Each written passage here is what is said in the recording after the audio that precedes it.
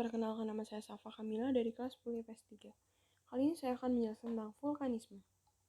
Pengertian dari vulkanisme adalah segala peristiwa yang berhubungan dengan magma yang keluar menuju permukaan bumi melalui rekahan dalam kerak bumi.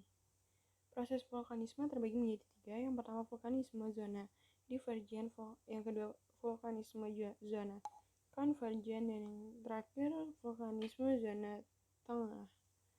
Vulkanisme yang terjadi pada jalur rekahan antara lempeng kerak bumi, yaitu zona divergen. Vulkanisme zona konvergen adalah vulkanisme yang terjadi di jalur pertemuan dua lempeng kerak bumi. Yang terakhir ada zona tengah, yaitu vulkanisme yang terjadi di tengah lempeng kerak bumi dengan tanpa ada retakan. Penjelasan proses vulkanisme. Pertama, vulkanisme zona divergen. Prosesnya adalah magma yang berasal dari lapisan atmosfer yang cair keluar ke permukaan bumi melalui rekahan tersebut. Magma yang keluar jenisnya sangat cair, bersuhu tinggi, dan keluar secara meleleh dengan tidak disertai letusan dahsyat. Kemudian membentuk gunung api berupa inggir, model memanjang atau dataran lava yang luas. Jika terjadi dasar laut, maka bentuknya adalah seperti inggir tengah samudra atau mid-ocean ridge. Contohnya, deretan gunung api di Afrika Timur dan daratan di Pulau Islandia. Untuk di laut seperti di tengah Samudra Atlantik, Hindia, dan Pasifik. Yang kedua ada vulkanisme zona konvergen.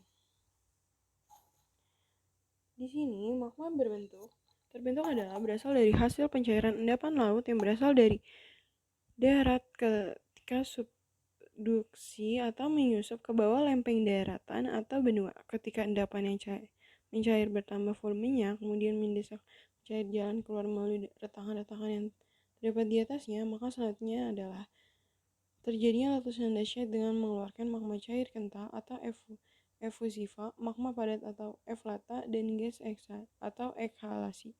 Di sini akan muncul gunung api bertipe kerucut dan berlapis-lapis atau strato. Contohnya Gunung Merapi, Gunung Kelut, Gunung Gamalama, Gunung Krakatau 1883, Gunung-gunung Vesuvius, dan Gunung Esti Helena, dan Gunung Fuji. Ketiga ada vulkanisme zona tengah. Di sini magma yang muncul berasal dari penjarnya astenosfer dan kerak bumi di bagian bawah yang disebabkan oleh penumpukan mineral radioaktif. Akibat dari pencairan itu adalah kerak bumi menjadi tipis dan mudah ditembus oleh magma. Magma kemudian meleleh tanpa adanya letusan yang dahsyat. Hasil dari vulkanisme tipe ini adalah gunung api yang terbentuk perisai dengan lunang kawah yang terbuka lebar. Contohnya, gunung api Manu'a Ola di Kepulauan Hawaii atau lempeng Samudra Pasifik. Ciri-ciri lahan vulkanik. Yang pertama ada tanah yang subur, kedua ada mengandung unsur hara yang sangat tinggi, merupakan hasil material letusan gunung berapi, mudah menyerap air, tanah yang berwarna lebih gelap, dan yang terakhir terdapat di sekitar gunung berapi. Gejala vulkanisme terbagi menjadi dua. Yang pertama gejala pravulkanisme dan yang kedua gejala pasca vulkanisme. Pravulkanisme adalah muncul sebelum gunung api meletus. Gejalanya sering terjadi gempa, banyak sumber air mengering, peningkatan temperatur di sekitar kawah, terdengar gemuruh dari dalam gunung, hewan-hewan dari puncak gunung turun ke lereng gunung. Yang kedua ada gejala pasca vulkanisme, muncul setelah gunung api meletus. Gejalanya munculnya sumber air panas atau geyser, yang kedua munculnya sumber gas atau ekhalasi seperti belerang, yang ketiga munculnya sumber air yang mengandung mineral seperti belerang atau sulfur. Hasil-hasil vulkanisme terbagi menjadi dua. Yang pertama intrusi magma, yang kedua ekstrusi magma. Intrusi magma adalah aktivitas terobosan magma ke dalam lapisan-lapisan litosfer, namun terobosan lapisan tersebut tidak sampai ke permukaan bumi. Ekstrusi magma adalah proses keluarnya magma dari dalam bumi dan sampai ke permukaan bumi. Intrusi magma terbagi menjadi 6. Yang pertama ada batolit, yang kedua ada lakolit, yang ketiga ada sial, yang keempat ada diatrema, yang kelima ada intrusi korok, dan yang terakhir ada apolisa. Batolit adalah intrusi magma namun tidak dapat mencapai permukaan bumi karena penurunan suhu yang sangat lambat sehingga terbentuk batuan beku di kamar magma. Lakolit adalah intrusi magma yang menyusup di antara lapisan-lapisan batuan yang menyebabkan lapisan batuan yang berada di atasnya menjadi terangkat menyerupai lensa cembung sementara permukaan di atasnya tetap rata.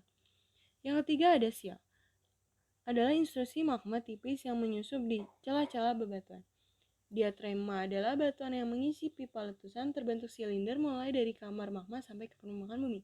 Instruksi korok adalah batuan hasil instruksi magma memotong lapisan-lapisan litosfer yang berbentuk pipi atau berbentuk lempeng. Apolisa adalah percabangan instruksi korok yang ukurannya lebih kecil. Ekstrusi magma terbagi menjadi 4. Yang pertama ada lava, yang kedua ada lahar, yang ketiga ada elvata atau dan piroklastika, dan yang terakhir ada ehalasi atau gas. Lava adalah magma yang keluar sampai ke permukaan bumi dan mengalir hingga ke permukaan bumi. Lahar adalah material campuran antara lava dengan materi-materi yang terdapat di permukaan bumi berupa pasir, kerikil, atau debu dengan air sehingga terbentuk lumpur. Elvata dan piroklastika adalah material-material padat berupa bom, lapilli, kerikil, dan juga debu vulkanik. Ehalasi atau gas adalah material-material berupa gas asam arang seperti fumarole, solvator atau sumber gas belerang, dan mofet atau gas asam. Bentuk gunung api. Yang pertama ada gunung api Maar, kedua gunung api Persai, dan yang ketiga ada gunung api Kerucut. Gunung api Maar adalah gunung api ini terbentuk karena terjadinya erupsi eksplosif atau ledakan. Contohnya Gunung Lamongan dan Gunung Dieng. Gunung api Persai terbentuk karena erupsi evolis atau lelehan. Contohnya Gunung Mauna Loa dan Gunung Kilauea di Hawaii. Yang ketiga ada Gunung api Kerucut terbentuk karena campuran eksplosif atau ledakan dan evolis atau lelehan. Contohnya Gunung Kerinci, Gunung Merapi, Gunung Merbabu, dan Gunung Pangrango. Sekian penjelasan saya tentang proses vulkanisme.